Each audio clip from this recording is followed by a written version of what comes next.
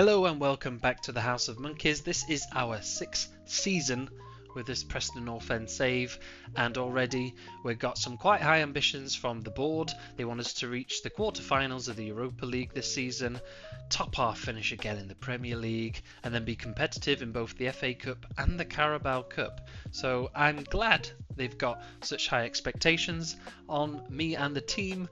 It just means that I've got to go away and think about how I've strengthened and added to the squad depth, because that is very, very vital and the utmost priority on my list. So we start the league phase in September, which is quite exciting.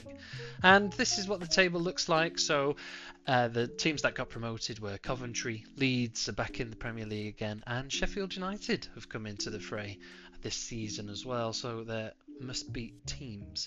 Let's have a look at how the league is predicted. So we're looking a mid-table finish by the media, which is great.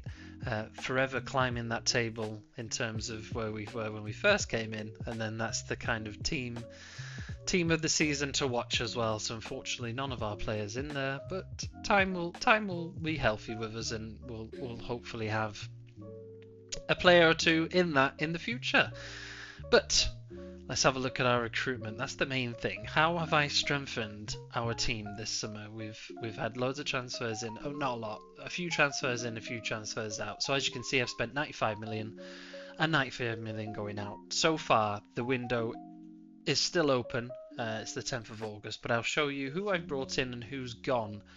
Not that I wanted to get rid of anybody in the team this season, but it was hard. So Alejandro Garnacho has joined us permanently, so we picked him up for 14 million as per his loan agreement, and we picked up Andrea Natali from Bayer Leverkusen for 9.5 million as a defender, because I needed an extra defender, so I've got 4 defenders, and he looks very good, promising, 22 years of age, Italian, and has been playing some decent seasons in the Bundesliga.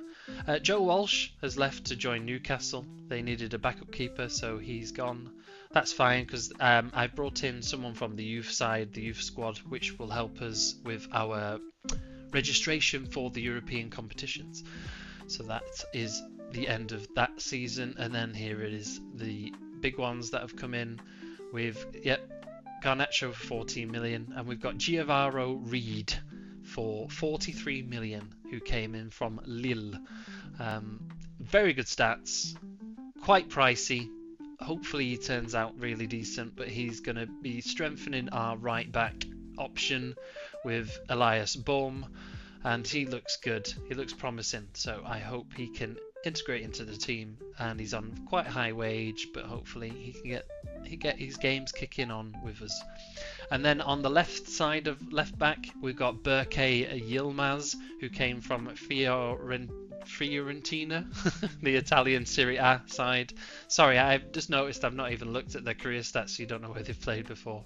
So Reid had played at Feyenoord in the Dutch league, and then went off to Lille for a season, and then he has joined us.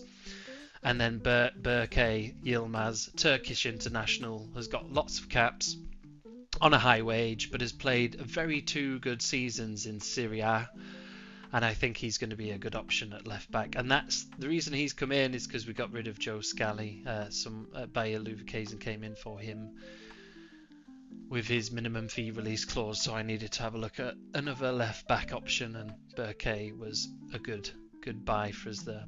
Philogene, I wanted to keep hold of him, but again, Saudi team came in for him, and we sold him on 23 million with a 9 million pound profit, so he's done us a very good justice and service, so all the best to him. And Lucas Hogsberg, I didn't want to get rid of him, but again, minimum fee release clauses are proving a pain. So again, Saudi team came in for him, 36 million. We made profit, but I really didn't want to lose him, because I felt he was a good option and he had a good season with us. And we've not really had the ball or got kicking on with him. We've only had him for a season, which is frustrating. But such is football and life in football. And like I say, Joe Scally joining on a 36 million to Bayer Leverkusen. So we've lost him as well, unfortunately, because he has had many good seasons with us as well. So that's how we're looking so far. far in terms of recruitment. I want to try and keep hold as many players as I can, and what I need to do is, when I'm doing contract renewals, is stop doing this minimum fee release clause, because we're just losing players when we don't want to. We've had a good season last season, and we're losing players because obviously they're being picked up and they're being scouted as good players, which is good for me. I'm picking good players up through my scouting system, but at the same time, it's so frustrating when you want to try and keep hold of these good players that other teams come sniffing and have that attractive reputation and the competitions that they play in. And Ian Holland, who's had very good loan spell in the Belgium league last season, people are already bidding for him, so I've made him a star player on £6,000 a week. So I'm going to have a look at his contract soon as well, because I'm going to have to keep hold of him because he meets our registration eligibility as well. And then the confirmation of Jonathan Swift coming from the youth setup to fill out the other role as well. I thought it was 3 people or 3 players that you needed for it, but it's actually 4. So this is how August looks. We're playing Man United, Spurs, Chelsea and Leicester. Some very important and hard games coming up. And this is probably looking like a squad, a rotational season. So Guirassy comes into the team as well. Has had 2 good loan spells with Bristol City in the Championship, and it says he's Premier League ready now, so I think he's a good backup option to Garnacho on the left. And we bought him for 8 million, so again, hopefully he can get into the team. And we'll put Reed on the right there. It's going to be hard because they're going to have to try and keep all these players happy, which will be my main aim. But we got a lot of games coming up. We've got a lot of games now with the European competitions on the Thursdays, so I think I can keep everybody happy in that sense, because everyone's going to get a good amount of football in the season. And I felt a lot of players, and having that squad depth is quite important, especially when we go on the cup runs as well. If we go on the cup runs, should I say, because I think we enter the 3rd round of the Carabao Cup this season because we're in European competitions. So that's how the team's looking. I'm really happy so far. Don't want to get rid of any other players, but let's have a look at some of the loanees that I've let out. We've got good youth coming through, and we've let Piers Charles play in the Portuguese league this season. Roger Wright's playing up in a higher league. He was playing in League 2, now he's in League 1. Matthew Hicks was in the Enterprise National, now playing in League 2. Simon Cooper in League 2. Mike Lewis in League 1. So yeah, as you can see, my youth setup is looking decent because they're getting that experience and they're going up each league and still performing quite well. And then another player to watch here is Cullen Colligan in central midfield. A bit on the small side at 5'7", but hopefully he turns out a very good player.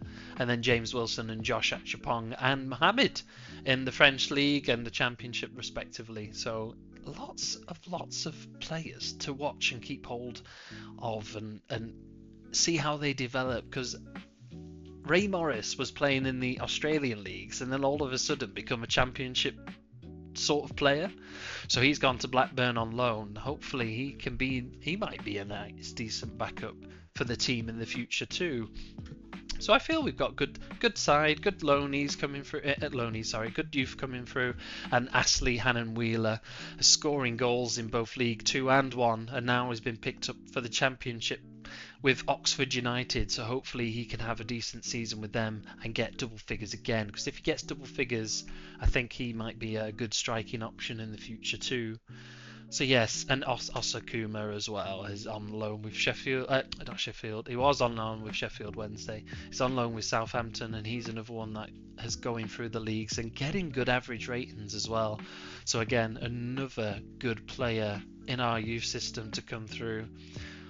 Even though our youth prospects or youth academies got a D overall, like we're getting poor intake, we're actually having a few players that we're going to keep an eye on, which is great. Absolutely love that, because then it'll help with our registration in the competitions. So that is how we're looking. We've had a good pre-season as well. We got young boys. You got Olympiacos, Liverpool beat us 1-0 last couple of minutes, Harry Kane goal, and then Nantes we beat 2-1. So a lot of European teams are playing this season just to get us ready. I know they're friendlies, but it was just to get us ready for European football, because I'm in the Europa League. I didn't think I'd be in the Europa League. I thought I might have been in the UEFA Conference League. But the Europa League is much better and it gives us more money. So we played Manchester United to kick off our season and we won 2-0 as the scoreline ruins up at the top. And Natali gets a debut goal. So he's off and kicking. Very good goal from him, well taken, and it was checked for VAR as they potentially may have been offside or there may have been a foul, but it was given, which I'm really happy with. Happy for him, and it was a debut goal for our main man Ian Holland as well, and he is in the build-up. It's a setup from our other debutant, and look at that. Bottom left corner, Ian Holland is going to be a man to watch, I think. He has come through the Preston youth and yeah, definitely a player to watch. And then the good times kept rolling. So we played Spurs next and we won 1-0. And Ian Holland setting up Mayulu, and I think it takes a big deflection, but who cares? It's a goal nonetheless. And again, Ian Holland now setting up a goal and scoring a goal in 2 games, so he's going to be a handful. So I think I may have to give him that contract earlier than I thought. And then we played Chelsea. Harry Gray, I mean, the keeper, I don't know what was happening there. Mayulu capitalising on a horrendous error and putting us 1-0 up in 7 minutes. We then went down to 10 men at 9 minutes when our captain got sent off, Kemlin, which put us on the back foot. But, as you can see at the top, we won. So the fact that we won with 10 men, can this be our season? Is this our season? I mean, we'd never won with 10 men before. So, and against Chelsea, which are a really good team, a good side. So I think maybe fortune's looking our way this season, potentially. So it's a 3 wins in 3. And we're sitting nicely at the top of the table after this match. And it kind of gave me a bit of a headache and a bit of frustration, the fact that our captain got sent off, because I was like thinking this is probably where squad depth's going to be quite important, because even though he'll come back after suspension, I feel we need a few more players that can come in and step into those spaces as well. I don't want to leave ourselves short anywhere. I'm thinking of loanees as well, maybe loan in a couple of players, potentially 2 perhaps. I don't want to loan people in, but it might be an option just to keep that squad nice and being able to rotate. And Harry Gray grabs a goal as well. Kicks off his season 2. Ian Holland again setting up another goal. Fantastic stuff. And at this point, I got to say, Harry Gray has been receiving bids left, right and centre from a lot of teams. And I didn't realise, again, minimum fee release clause grabs us where we least expect it, because it was UEFA Champions League teams that could come in at 65 million and get him. So I think we had Manchester United bid 72 million and I rejected it. And then just towards the end of the season, which I'll show towards the end of the episode, Newcastle came in with a 65 million pound bid. And because they're in European or they're in Champions League this season, it was accepted, unfortunately. So we've lost Harry Gray. And then Guirassy, what an extreme volley that was. Absolutely brilliant, and sends us 1-0 against Leicester. Loved that goal. We weren't getting anything in the first half. It was quite frustrating, so I made a few tactical changes at half time, brought him on, and I'm glad I did, because that was a super volley.